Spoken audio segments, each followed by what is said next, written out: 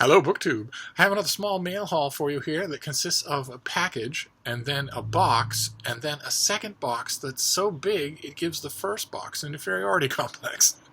So we'll start with the envelope and see, but there's nothing better than getting a huge box in the mail. Will it be a huge book or many books? Well, first let's see what we have here. Oh god, it's him again. Oh my, okay.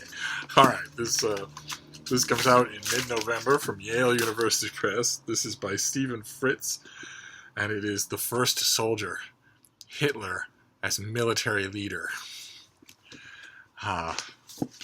Let's hope it's not a revisionist account. Occasionally they do happen, even on a subject of military leadership, which is so cut and dried you'd think nothing could possibly be said. But you can bear staring at him for a bit. Let's hear about it.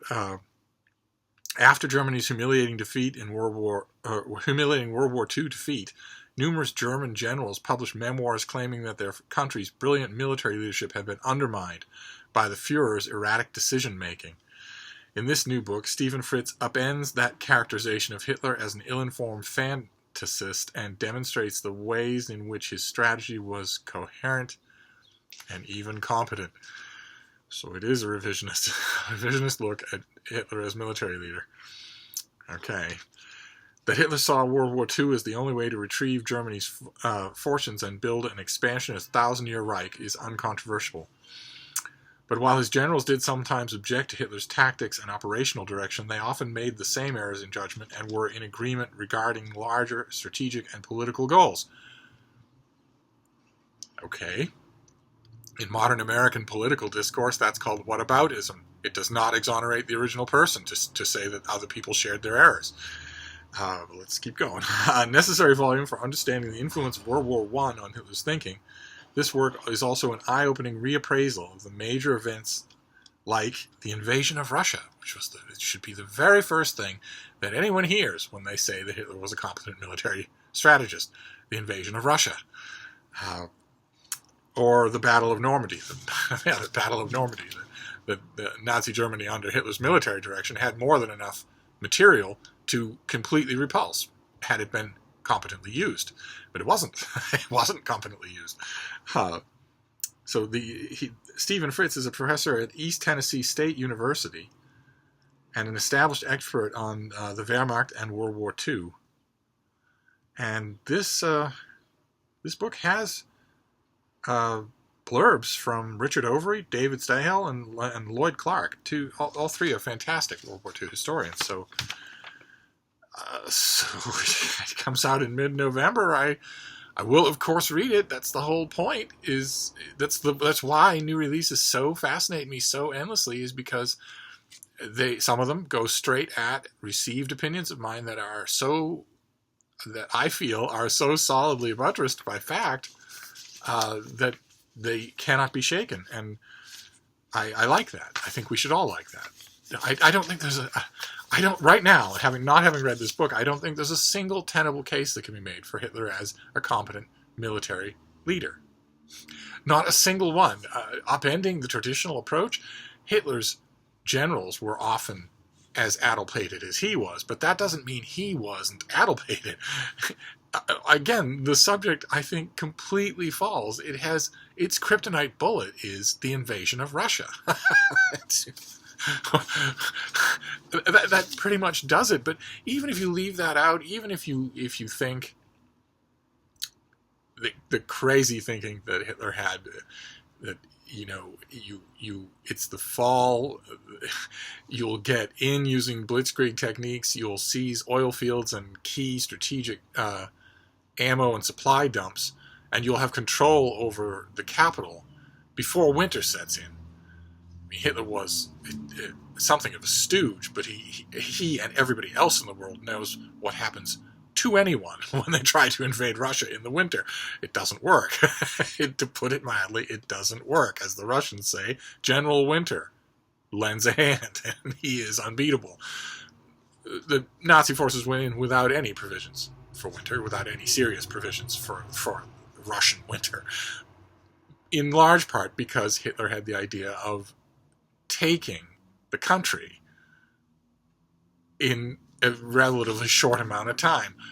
And that was crazy. Absolutely crazy. But even if you credit that he might have been able, that was one on his mind, and that maybe theoretically on paper it might have been possible, there's another decision that he made. He made many, many, many, many bad decisions. He was a horrible military leader, or the Germans would still run the continent today. Nazi Germany was in an absolutely perfect position to stay in power if it hadn't had a blithering madman. Anyway, the other decision, if you leave out the decision to invade Russia, there's another little thing, tiny little thing, it's barely a footnote in world history, which is that Hitler, Nazi Germany, declared war on the United States, which had not declared war on it. and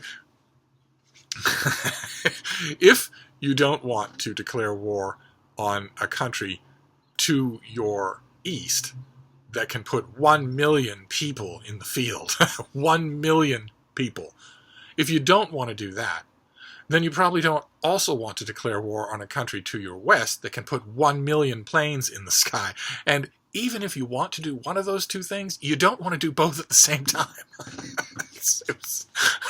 Anyway, all right. Well, at least now we know. We know this author has his work cut out for him. So, more power to him. I don't like at all the readers that I see. Unfortunately, they tend to be older readers, although there are quite a few hidebound young readers, but the ones in my demographic tend to have it the worst, who just look at something like this and say, well, I don't think so. No, if he can convince me, I will be convinced. I have been convinced on big subjects, historical and biographical subjects that I was absolutely sure about, by people who just had the strength of their convictions and looked at the work, the material in a different way. Timothy Snyder's Bloodlands comes to mind. Not really a tilting at windmills type of revision like this, but definitely meant to shift your view of what happened on the European continent during World War II, and managed to do it. What a book. Oh, those of you who are World War II fans, you got to read Bloodlands. You got to. And if you get it from the library, if you're like me, I read an advanced copy and was wowed, and then the drill. The advanced copy disappeared. The finished copy disappeared. Probably, it was Open Letters Monthly at the time. I was the managing editor. I probably sent copies in hopes of review. And then I borrowed the thing from the library, from the Boston Athenaeum, to read it a second time, and was so blown away the second time, even more than the first time, that I had to have a copy. And I bet that'll happen to you too. If you haven't read it and you're a World War II fan, and you get it from your library and you read it, you're going to want to own it. But anyway, so now we go on to the box, which would ordinarily be impressive. This would ordinarily be impressive. This would ordinarily be what I'd be crowing about because it ends the mail haul.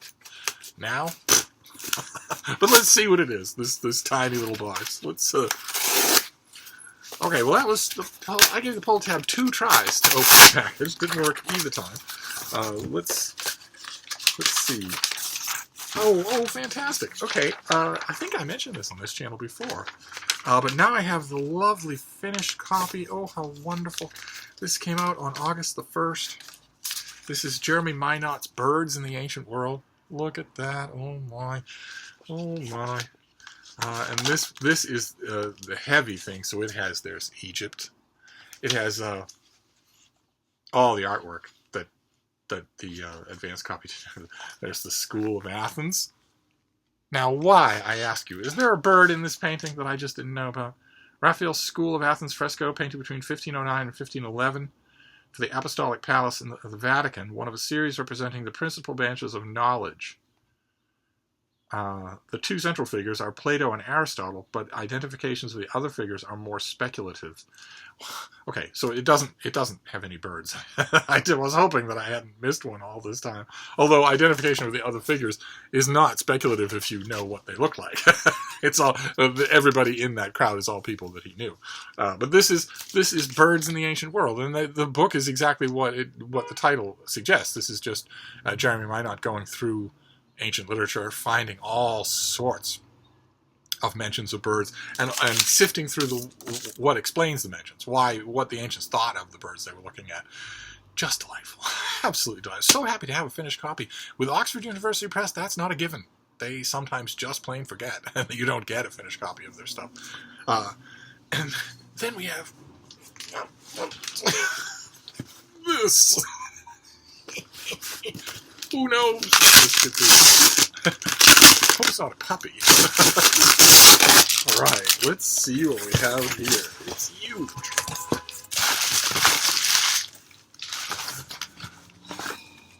It's multiple books. Oh my. Oh, how much fun.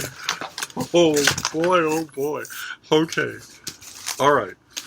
First one we'll do is a review copy. I got a review copy of Michael Cody Morgan's The Final Act, which is President Ford and Leonid Brezhnev, and it's about the Helsinki Accords and the transformation of the Cold War, which when Michael Cody Morgan was writing this book, and when historians have been researching the subject, he could not possibly have foreseen that Helsinki would become synonymous in the 21st century with a completely different American-Russian meeting in which the American president says, well, all 17 of my intelligence agencies tell me one thing, but the dictator of Russia tells me another thing, and I think I believe him. He seems very sure of himself. On international live TV, groveling to the head of Russia, to the leader of Russia. This is not that. That was... this doesn't have a pub sheet of any kind, but that's all right. That's what it's about. It's about the Helsinki Accords happened on Ford's watch. One of the most important things that happened in his brief term as president that paved the way for a drastic rescalement of American-Soviet relations, and it's great. It's great because. I'm a fan of the Ford administration. I'm a fan of reading about it. I was white-hot furious with him when he took office. I was white-hot furious at the time, as were a great many others of us who were watching politics eagerly and actively at the time. I was furious with him, first of all, because I don't want an unelected president. I don't want someone with control over my entire life that no vote of any kind put in office.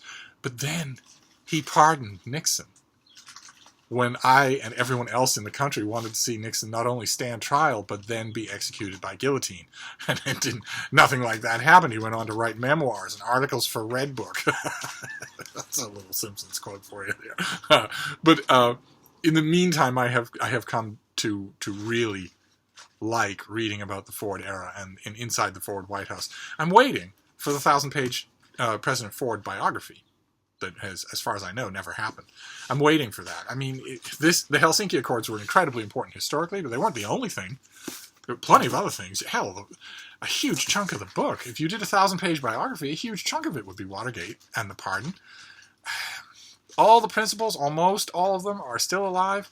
Almost all of them have libraries or endowments or paper collections at various universities that have not been ransacked. There are recordings, tons of them. It ought to be done before it gets much later. Somebody out there. But then we have... Then this box is full of just bound pages. The very most preliminary thing that you can... oh, wait, no. I thought that these were 3 books, 3 different review copies, but they're not. They're not. Oh, I've never seen this before. Somebody bound... It was too big for the plastic binding that you do at the corner copy shop, so they took one enormous book. The book is like 1,000 pages long, and made it into 3 of these. This is one book. And this is the book. It's by Mark Peterson, and it's The City-State of Boston. Which I don't think this will have a pub sheet, but it comes out in the fall. Oh, no, it comes out in March of 2019.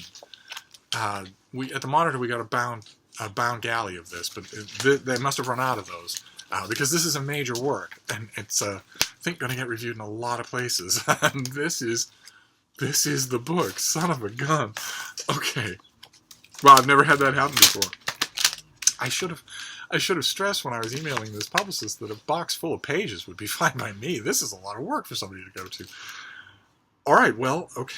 All right, so we have The city-state of Boston, a gigantic 1,000-page new history of Boston from 1630 to 1865. So that is one book. I love my job. then the final act about the Helsinki Accords between the Soviet Union and the Ford administration. Then Birds in the Ancient World by Jeremy Minot in a lovely Oxford finished copy. And then by Stephen Fritz, The First Soldier, a reappraisal of Hitler as military leader. I think I know exactly what I think on that subject, but I will be I will be open to being contradicted. So first comes Birds in the Ancient World, which I've only read in the advanced copy, and the pictures in this case will enhance the reading experience. And then I think I will leave the Hitler book alone for a bit, and The First Accord alone, because I really want to dig into this Boston book. But maybe I'll let that go too for a while, because it's not until next year, and there's so much to read. But anyway, I'll wrap this up for now, but I'll see you soon. Thank you, BookTube.